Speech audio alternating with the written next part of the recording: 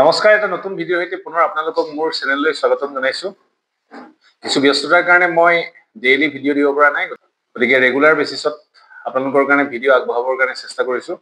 আজি আমি এটা খুব গুৰুত্বপূৰ্ণ বিষয়ৰ ওপৰত আলোচনা কৰিম। মোৰ উদ্দেশ্য যে আমি পৰীক্ষাৰ কাৰণে যিখিনি টপিক এৰিব নোৱাৰো সেই টপিকখিনি আমি পোনপ্ৰথমে ডিছকাশ্যন কৰিম, আৰু তাৰ লগে লগে আমি কাৰেণ্ট এফেয়াৰ্ছ ৰিলেটেড যিখিনি সৰু সৰু কথা পাওঁ সেই কথাখিনি মই বন্ধবাৰত দি যাবৰ কাৰণে চেষ্টা কৰিম। আৰু আজিৰ বিষয়বস্তুটো হ'ল লুক ইজ পলিচি, যাক আমি বৰ্তমানত এক্টিছ পলিচি বুলি জানো। গতিকে আমি আজি এক্টিছ পলিচিৰ কথাই পাতিম, বাট ইয়াৰ যিটো নাম 1992 ইয়াক লঞ্চ কৰা হৈছিল PV নৰসিংহ ৰাওৰ দিনত, যাক আমি লুক ইজ পলিচি বুলি জানো, আৰু 2014 ইয়াক পুনৰ নামকৰণ কৰা হয় এক্টিছ পলিচি হিচাপে। গতিকে পেচিভ আছিল লুক ইজ পলিচি, গতিকে পেচিভৰ পৰা এক্টিভ হিচাপে আমি এক্টিছ পলিচি হিচাপে আমি নতুনকৈ ইয়াক পাওঁ। কথা হ'ল 1991ত সাউথ ইষ্ট এছিয়াৰ যিবিলাক নেশ্যন আছে সেই নেশ্যনৰ ওপৰত গুৰুত্ব আৰোপ কৰি পেলাই এই ধৰণৰ ষ্টেপ লোৱা হৈছিল, আৰু তেতিয়া লুক ইজ পলিচি 1992ত লঞ্চ কৰা হৈছিল। এতিয়া আমি এক্টিছ পলিচিৰ কিছু কথা আপোনালোকৰ লগত আলোচনা কৰিম, যে এক্টিছ পলিচিৰ গুৰুত্বতা কেনেকুৱা হয়, বা এক্টিছ পলিচি ভালদৰে ইমপ্লিমেণ্ট কৰাৰ ক্ষেত্ৰত কি ধৰণৰ চেলেঞ্জেছ আছে এই বিষয়ে আমি আলোচনা কৰিম। আৰু ইয়াৰ পৰা ডেফিনেটলি MCQ অহাৰ সম্ভাৱনা থাকে, বা মেইনছৰ কাৰণে খুবেই জৰুৰী হয়। আপোনালোকে স্ক্ৰীনত দেখিছে যে India realized the importance of Southeast Asia in 1992, so it launched a Look-East policy. This policy was upgraded to Act-East policy in 2014 for cultivating extensive economic strategic relation with the nation of Southeast Asia.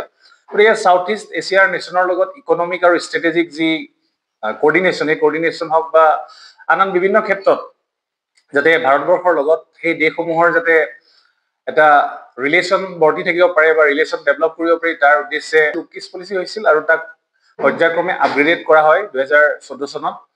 এতিয়া ইণ্ডিয়াৰ এক্টিছ পলিচিৰ বিষয়ে আমি চাওঁ। আমি যিহেতু look is policy তেতিয়াই আছিলে, গতিকে আমাৰ প্ৰশ্ন আহিলে এক্টিছ পলিচিৰ ওপৰত আহিব। ছেম হয়, বাট নামটো চেঞ্জ হৈছে, আৰু কিছু ডিফাৰেঞ্চ আমি পাম, যি ডিফাৰেঞ্চখিনি মই ইয়াত আপোনালোকক দেখাবৰ কাৰণে চেষ্টা কৰিছোঁ। 12th এছিয়ানত ইয়াক লঞ্চ কৰা হৈছিল ইণ্ডিয়া সামিট ইন 2014 ম্যানমাৰত হৈছিল। The policy is based on 4C, 4টা চিৰ ওপৰত: culture, commerce, connectivity and capacity building. গতিকে প্ৰত্যেকটো শব্দৰ গুৰুত্ব আছে। কালচাৰেল যিটো এক্সচেঞ্জ আমি পাওঁ বেলেগ বেলেগ দেশৰ লগত, আমাৰ ভাৰতবৰ্ষৰ যি কালচাৰেল এছিমিলেশ্যনৰ কথা হওক বা কালচাৰেল এক্সচেঞ্জ, এনেকুৱা ধৰণৰ কথা চিন্তা কৰা হয়। আৰু এইবিলাক হৈছে ছফ্ট পাৱাৰ। ছফ্ট পাৱাৰ বিষয়ে আমি জানিব লাগিব, কাৰণ ছফ্ট পাৱাৰ এনেকুৱা এটা ডিপ্ল'মেটিক ৱে হয় যাৰ জৰিয়তে এখন দেশে আন এখন দেশৰ লগত এটা ভাল ৰিলেশ্যন বৰ্তাই ৰখাৰ ক্ষেত্ৰত সুবিধা হয়। কমাৰ্চটো ডেফিনেটলি থাকিব। কানেক্টিভিটিৰ ক্ষেত্ৰত আমি কালাদান মাল্টি মডেল প্ৰজেক্ট হওক বা আমাৰ বিভিন্ন ধৰণৰ এনেকুৱা আছে যিখিনি আমি ডেফিনেটলি চাব লাগিব। কেপাচিটি বিল্ডিঙৰ ক্ষেত্ৰতো এই ধৰণৰ ষ্টেপ লোৱা হৈছে।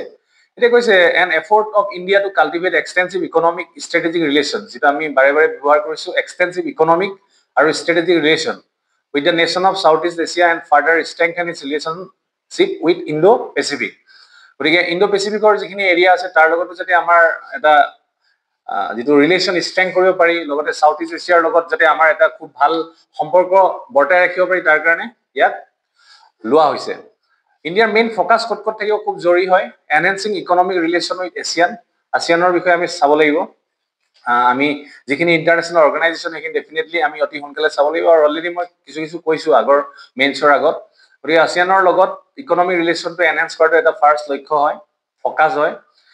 এনচিয়ৰিং গ্ৰেটাৰ ইনফ্ৰাষ্ট্ৰাকচাৰেল কানেক্টিভিটি খুব জৰুৰী। Foreign direct investment, infrastructural connectivity আৰু ফৰেইন ডাইৰেক্ট ইনভেষ্টমেণ্টৰ ওপৰত গুৰুত্ব আৰোপ কৰা হ'ব। আৰু ইনফ্ৰাষ্ট্ৰাকচাৰেল কানেক্টিভিটিৰ ওপৰত খুব গুৰুত্ব আৰোপ কৰা হৈছে এইকাৰণে, যিহেতু আমি জানো যে চাইনাৰ যি বেল্ট এণ্ড ৰোড ইনিচিয়েটিভ হয়, গতিকে তাক কাউণ্টাৰ কৰিবৰ কাৰণে ইণ্ডিয়াও যাতে তেনেকুৱা ধৰণৰ এটা ষ্টেপ ল'ব পাৰে, গতিকে কানেক্টিভিটিৰ ক্ষেত্ৰত ভাৰতবৰ্ষই বিভিন্ন ধৰণে গুৰুত্ব আৰোপ কৰি আহিছে।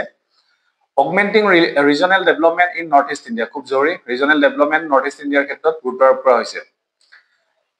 এক্টিছ policy envisages rail and road connectivity, যিটো মই অলৰেডি কৈছোঁ যে ৰেল হওক বা ৰোড কানেক্টিভিটিৰ ওপৰত গুৰুত্ব আৰোপ কৰা হৈছে, যাতে ট্ৰেড ইম্প্ৰুভ কৰিব পাৰি কাৰ লগত, আছিয়ানৰ লগত, আৰু আদাৰ east Asian country like Japan হওক বা South Korea, depend diplomatic engagement and build stronger security corporation.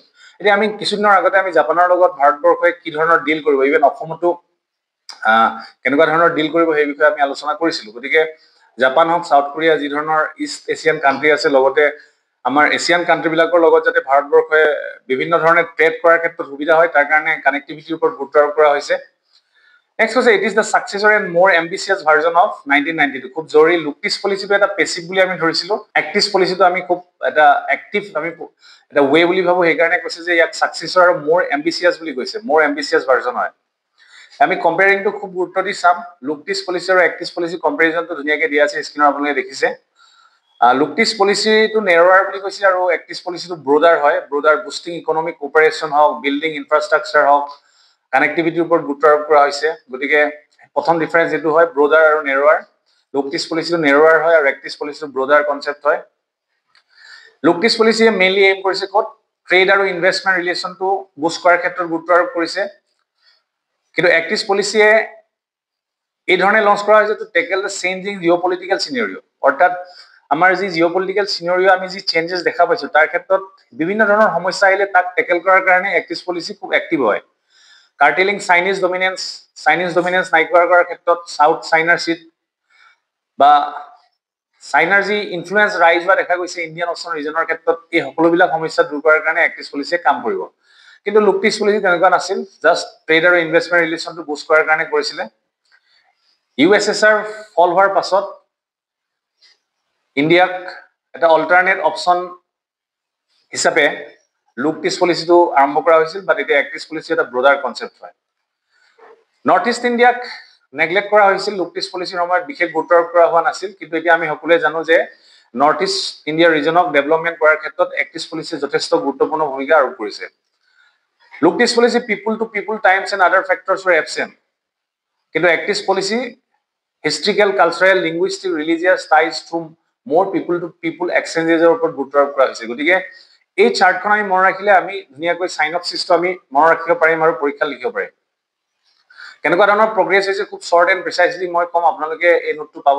টেলিগ্ৰামত আপোনালোকে পষ্ট কৰি পঢ়ি যাব পাৰিব এংগেজমেণ্ট উইথ এছিয়ানৰ লগত এংগেজমেণ্টটো ইনক্ৰিজ হৈছে ফ'ৰ্থ লাৰ্জেষ্ট ট্ৰেডিং পাৰ্টনাৰ হৈছে ইণ্ডিয়া এতিয়া এছিয়ানৰ লগত South East Asian countries favor India's increased involvement to counter China's expansionist policy. গতিকে South East Asian country বিলাকেও কিন্তু ইণ্ডিয়াৰ যেটো এক্সপানশন হৈছে বা ইনক্ৰিজ ইনভলভমেন্ট হৈছে এটো ভাল পাইছে কাৰণ চাইনাৰ যেটো এক্সপানশনিষ্ট পলিচি আমি শুনি থাকো চাইনাটো ইভেন অৰুণাচলকো নিজৰ বুলি কয় তেনেকুৱা ক্ষেত্ৰত চাইনাৰ যেটো এক্সপানশনিষ্ট পলিচি সেই পলিচিটো কাউন্টাৰ কৰাৰ ক্ষেত্ৰত ইণ্ডিয়াৰ হেল্প যে পাব এটো সাউথ এছিয়ান কান্ট্ৰি বিলাকে ভাল পাইছে গতিকে ইণ্ডিয়াৰ ইনক্ৰিজ ইনভলভমেন্টটো সকলোৱে একচেপ্ট কৰিছে India allocate কৰিছে $1 billion for promoting connectivity at the India ASEAN Summit. Very important.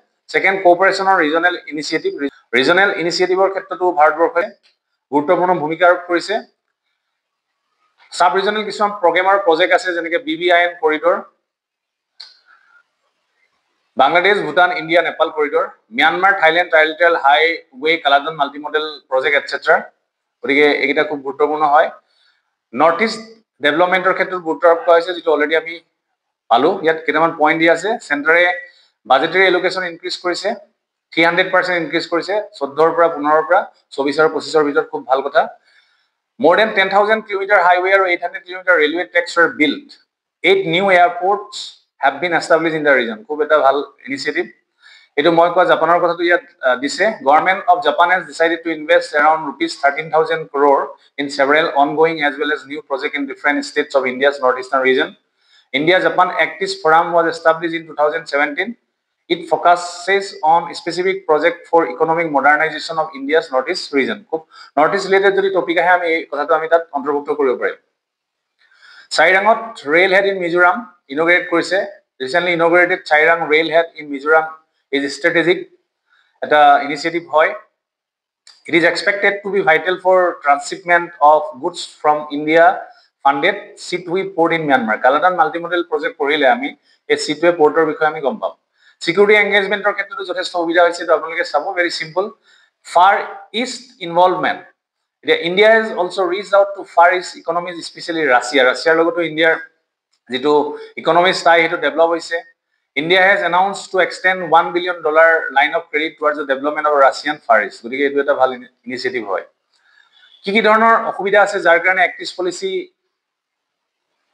আগবঢ়াৰ ক্ষেত্ৰত অসুবিধা হৈছে প্ৰথম হৈছে চাইনা ফেক্টৰ আমি সকলোৱে জানো ইণ্ডিয়া চাইনা টেনচন চলি আছে আৰু নেবাৰিং কান্ট্ৰিৰ লগত টেনচন থাকিলে কিছু ক্ষেত্ৰত অসুবিধা হয় আমি সকলোৱে জানো Disappointment in the region with India's economic policies, important economic agreements signed between India and East Asian countries are rather scarce. খুব economic যে agreement হয় agreement খুব কম হয় India has only signed a memorandum of cooperation on oceans and fisheries with South Korea. Further, India was the only country to withdraw from the recent regional comprehensive economic partnership deal. গতিকে যিটো আমি RCEP যিটো কম regional comprehensive economic partnership তাৰ বিষয়ে আমি জানিম, বাট ইণ্ডিয়াই এখন কাণ্ট্ৰি যি অলৰেডি তাৰ পৰা উইথড্ৰ কৰিছে আৰু কেৱল মাত্ৰ সাউথ কোৰিয়াৰ লগতহে এগ্ৰিমেণ্ট আছে। গতিকে আমি যিমানে আমাৰ এগ্ৰিমেণ্ট ইনক্ৰিজ কৰিম, ইকনমিক টাইজ ডেভেলপ কৰিম, সিমানে আমাৰ কাৰণে ভাল। গতিকে এইটোৰ ওপৰত আমি গুৰুত্ব আৰোপ কৰিম। ম্যানমাৰ ক্ৰাইচিছ ডেফিনেটলি আছে। পলিটিকেল টাৰ্মইল আৰু civil strife in Myanmar pose a significant hurdle. Myanmar is a crucial land bridge for India's connectivity project. যিটো আমি অলৰেডি পাইছো, ইণ্ডিয়া ম্যানমাৰ থাইলেণ্ড ট্ৰাইলেটাৰেল হাইৱে হওক বা কালাডন মাল্টিমডেল ট্ৰানজিট ট্ৰান্সপৰ্ট। গতিকে Myanmar যদি কিছু সমস্যাৰ সৃষ্টি হৈ থাকে, তাত যদি আনৰেষ্ট দেখা যায়, তেতিয়া ইণ্ডিয়াৰ এই প্ৰজেক্টবিলাকৰ কাৰণে অসুবিধা হ'ব, যিটো আমাৰ এক্টিছ পলিচিৰ কাৰণেও ই এটা নিগেটিভ ইম্পেক্ট আনিব। Slow' progress of key project already ক'লো, এইকেইটা প্ৰজেক্ট শ্ল' হৈ গৈছে। Inadequate infrastructure in North East India, এইটো আমি সকলোৱে জানো, যিহেতু আমি নৰ্থ ইষ্টৰে অংশ হয়। গতিকে আমি দেখিছো যে অসমতে আমি ইনফ্ৰাষ্ট্ৰাকচাৰ বিভিন্ন ক্ষেত্ৰত ইনএডিকুৱেচি দেখা যায়। গতিকে এইটো এটা সমস্যা। ইথনিক কনফ্লিক্টছ আছে, ongoing ethnic conflict in Manipur আমি পাইছো, এইটো আমি অলৰেডি জানো। এইটোৰ ওপৰত কিন্তু কুৱেশ্যন অহা নাই, অহাৰ সম্ভাৱনা আছে ভৱিষ্যতে। For instance, poses a direct threat to the policy's objective. Instability in Northeast impedes infrastructure project. আমি কৈছো যদি নৰ্থ ইষ্টত যদি আনৰেষ্ট দেখা যায়, ইনষ্টেবিলিটি দেখা যায়, তেন্তে প্ৰজেক্টবিলাকৰ ক্ষেত্ৰত অসুবিধা সৃষ্টি হ'ব। ইনভেষ্টমেণ্টৰ ক্ষেত্ৰত অসুবিধা হ'ব। বাহিৰৰ মানুহে ইনভেষ্ট কৰিব নালাগিব, যিটো আমি ফৰেন ইনভেষ্টমেণ্টৰ কথা যিটো ভাবিছো, ফৰেন ডাইৰেক্ট ইনভেষ্টমেণ্ট, এইবিলাক কমি আহিব। Rising concern in the region with India's approach towards its minorities, especially Muslim and Christian, এইটো এটা ইছ্যু আছে। Growing concern about Hindu majoritarianism in India has impacted civil society attitudes in countries like Indonesia, Malaysia, Thailand and Singapore. গতিকে যিটো মেজৰিটিৰ ওপৰত যি গুৰুত্ব আৰোপ কৰা হৈছে, সি ইণ্ডোনেছিয়া বা মালয়েছিয়া, থাইলেণ্ড, ছিংগাপুৰৰ নিচিনা ঠাইত চিভিল ছ'চাইটিৰ এটিটিউডটোত ইম্পেক্ট কৰিছে, এইটো এটা সমস্যা হয়। ইণ্ডিয়াই বুদ্ধিষ্ট ডিপ্ল'মেচিৰ দৰে এটা ছফ্ট পাৱাৰ ডিপ্লয় কৰিছিল, বাট that too has not gained much traction as inter-religious tension in the region grow. গতিকে সেই কিন্তু ছফ্ট পাৱাৰ যি বুদ্ধিষ্ট ডিপ্ল'মেচি, সিও কিন্তু সম্পূৰ্ণৰূপে কাম কৰা নাই, কাৰণ ইণ্টাৰ ৰিলিজিয়াছ টেনশ্যন কিছুমান ৰিজনটোত দেখা যায়। গতিকে আমি আজিৰ এই টপিকটোত এক্টিছ পলিচিৰ আমি চাইনপচিছটো চালো, কি ধৰণৰ কথা হয়। আমি ইয়াত যিখিনি কথা আলোচনা কৰিলো, ই মেইনছৰ এটা এনচাৰ লিখাৰ কাৰণে যথেষ্ট হয়, কিন্তু ৱে ফৰৱাৰ্ডটো মই আপোনালোকক ইয়াত দিয়া নাই, কাৰণ মই কৈছো যে আমি যিকোনো এটা টপিক পঢ়িলে আমাৰ থিংকিং যিটো এবিলিটি, এইটো ডেভেলপ হ'ব লাগিব, ক্ৰিটিকেল থিংকিংটো।